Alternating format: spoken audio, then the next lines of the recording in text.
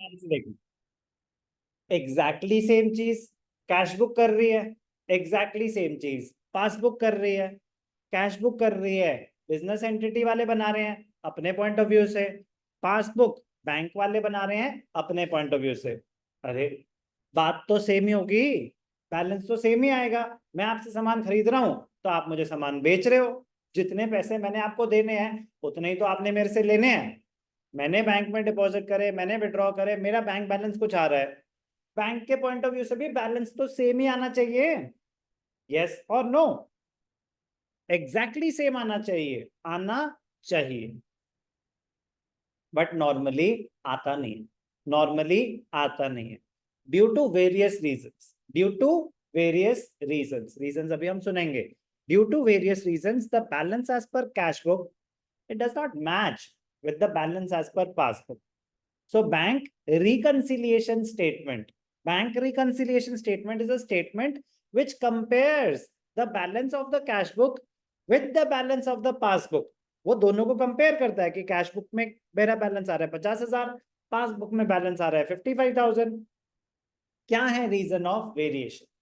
क्या है reason of variation? Reconcile मतलब मैच करना, और रीजन ऑफ वेरिएशन को आइडेंटिफाई करना। कोई भी चीज रिकंसाइल का मतलब होता है चलो यार आपस में अपना हिसाब रिकंसाइल कर लो, हिसाब मिला लो, मैच कर रहा है कि नहीं कर रहा है, नहीं कर रहा है तो बताओ क्या रीजन है वेरिएशन का।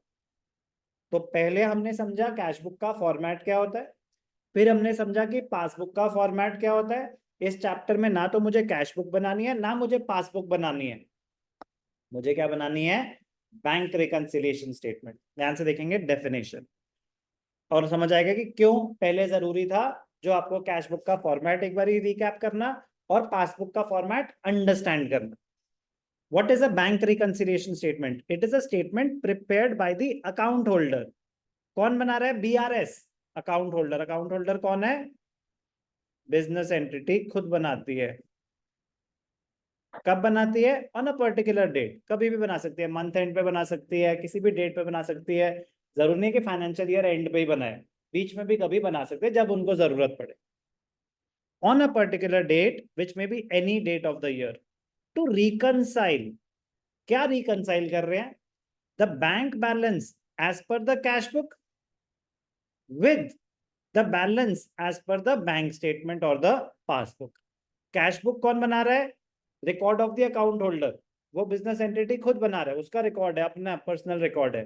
पासबुक कौन बना रहा है? It is the record of the bank. तो passbook is being prepared by the bank, cash book is prepared by the business entity.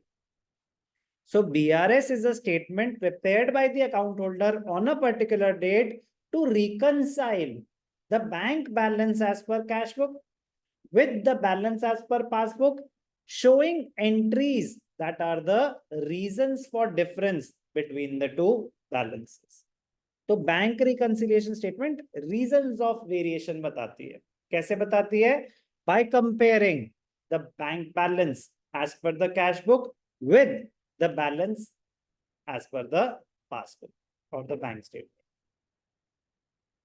ये सब मैं आपको बता ही चुका हूं कि कैश बुक में क्या आता है, पासबुक में क्या आता है। रीजंस ऑफ वेरिएशन अभी हम करेंगे।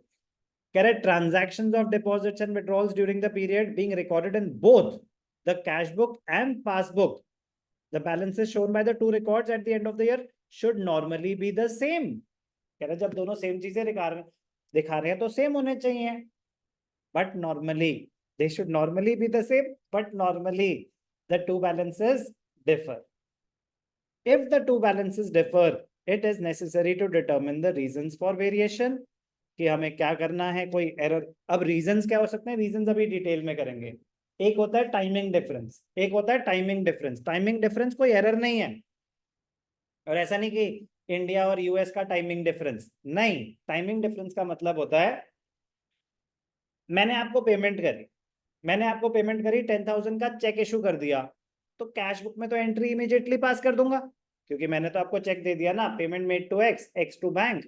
कैश बुक में क्रेडिट साइड पे आ गया बाय एक्स, बैंक कॉलम में से पैसे कट गए, कैश बुक में से तो पैसे कट गए। बैंक में से कटे हैं क्या? बैंक में से कब कटेंगे? जब आप चेक प्रेजेंट करोगे। जब आप चेक प्रेजेंट करोगे। जब तक आप चेक प्रेजेंट नहीं करते, क्या बैंक में से पैसे कट सकते हैं? नहीं कट सकते। टिल दैट टाइम दोनों का बैलेंस मैच नहीं कर रहा होगा। ये एक एग्जाम्पल था रीजन ऑफ वेरिएशन का। रीजंस और भी हो सकते हैं। ये टाइमिंग डिफरेंस था, transactions recorded by the bank not recorded in the cash book, there may be errors and omissions.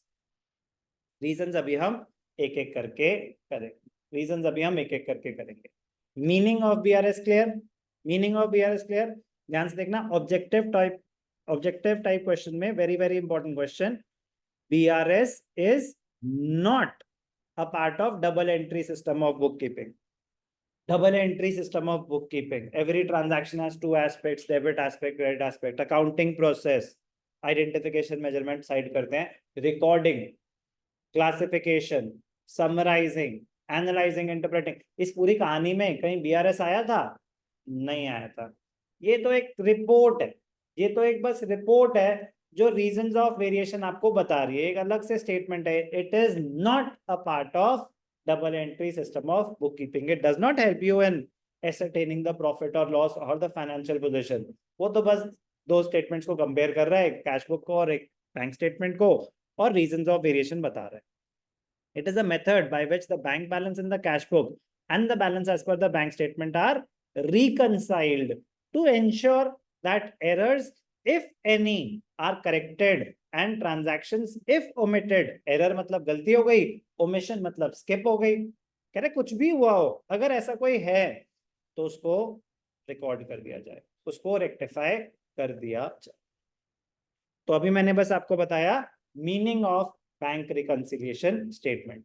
But meaning करने से पहले आपको कैश बुक का फॉर्मेट अच्छे से आना चाहिए। फॉर्मेट कि डेबिट्स क्या है, क्रेडिट्स क्या है, डेबिट बैलेंस क्या है, क्रेडिट बैलेंस क्या है। पासबुक का फॉर्मेट अच्छे से आना चाहिए। अब करेंगे रीजंस ऑफ वेरिएशन।